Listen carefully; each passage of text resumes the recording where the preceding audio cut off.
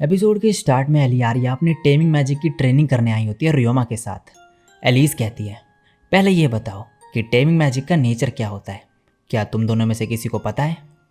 एलियारिया कहती है, हाँ, जो टेमिंग मैजिक यूज़ करता है वो मॉन्स्टर के साथ कॉन्ट्रैक्ट बनाता है एक, जिससे वो उसकी हेल्प करे। फिर टेमर और मॉन्स्टर एक दूसरे से बात कर पाते हैं।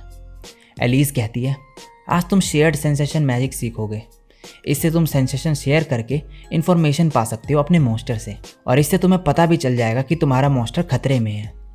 रीनार्ड बताता है कि यह समनिंग मैजिक कॉन्ट्रैक्ट मॉन्स्टर के साथ मैजिकल फोर्स यूज़ करके बनाया जाता है।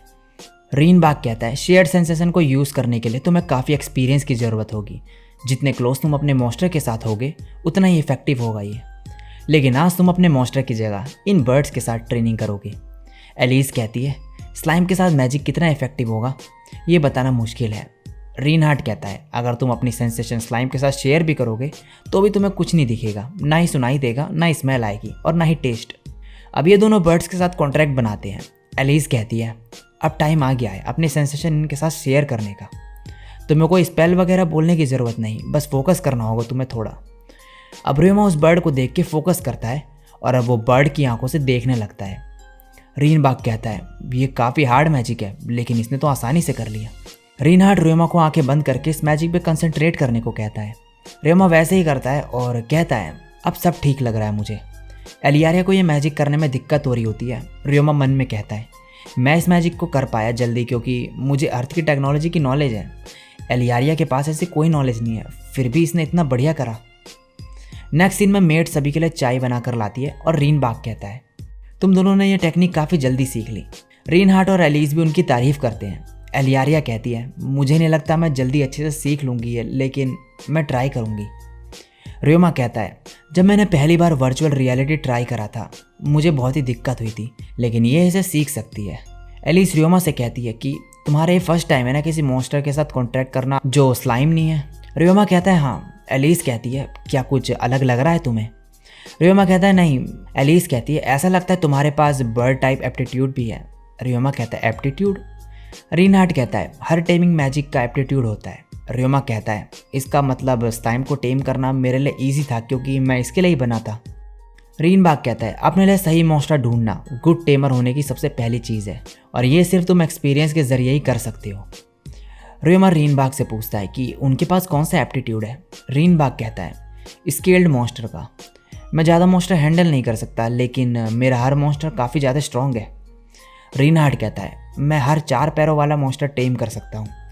और एलिस तभी खड़ी हो जाती है और एकदम से वहाँ पे बड़ा सा फॉक्स आ जाता है। रियोमा उसे देख के घबरा जाता है।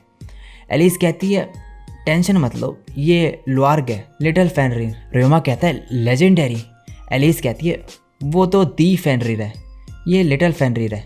ये एक वुल्फ टाइप मॉन्स्टर है जो आइस टाइप मैजिक यूज़ कर सकता है और काफ़ी स्ट्रॉन्ग भी है। और मैंने ऐसे 20 मॉन्स्टर टेम कर रखे हैं और इसके अलावा मेरे पे 100 अलग वुल्फ मॉन्स्टर्स हैं। वुल्फ टाइप मॉन्स्टर मेरी स्पेशलिटी है। ये सुनकर रियोमा काफ़ी ज़्यादा हैरान होता है और इम्प्रेस्ड हो जाता है एलिस से। रीनहार्ड कहता है, एलिस एक बहुत ही स्किल्ड टेमर है।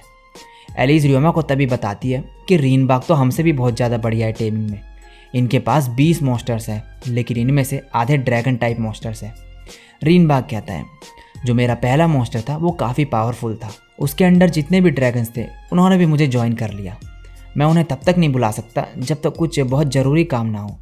रियोमा कहता है, अगर आप उन्हें ज़्यादा यूज़ नहीं करते तो वो रहते कहाँ पर है?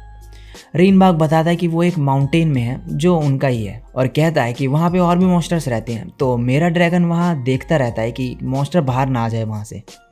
एलिस कहती है, मेरे वुल्फ्स एक दूसरे माउंटेन में रहते हैं। उस माउंटेन में बहुत सारे मेडिकल हर्ब्स हैं और मेरे वुल्फ्स उनको लोगों से बचाते हैं। तो अब ब्रेक टाइम ख़त्म हुआ, क्या तुम दोनों रेडी हो शेयर्ड सेंसेशन प्रैक्टिस करने के लिए? ये दोनों कहते हैं, हाँ।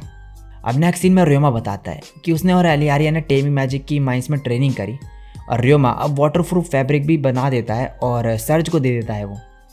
अब नेक्स्ट सीन में गिल्ड के लोग रियोमा को बताते हैं कि ग्रेल फ्रॉग जल्दी आने वाले हैं लेक के पास और कहते हैं, हम यहाँ एक क्वेश्चन पूछने आए थे तुमसे। रियोमा कहता है क्या?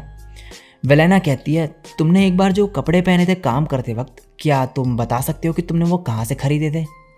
हमें कुछ अच्छे कपड़े चाहिए फ्रॉग हंट के लिए जो आसानी से गंदे ना हो। रियोमा कहता है मॉर्गन ट्रेडिंग कंपनी से, वहाँ मिस्टर सर्ज से मिलना और उनको बोलना कि मैंने तुम्हें यहाँ पर भेजा है। अब ये निकल जाते हैं मॉर्गन ट्रेडिंग कंपनी में।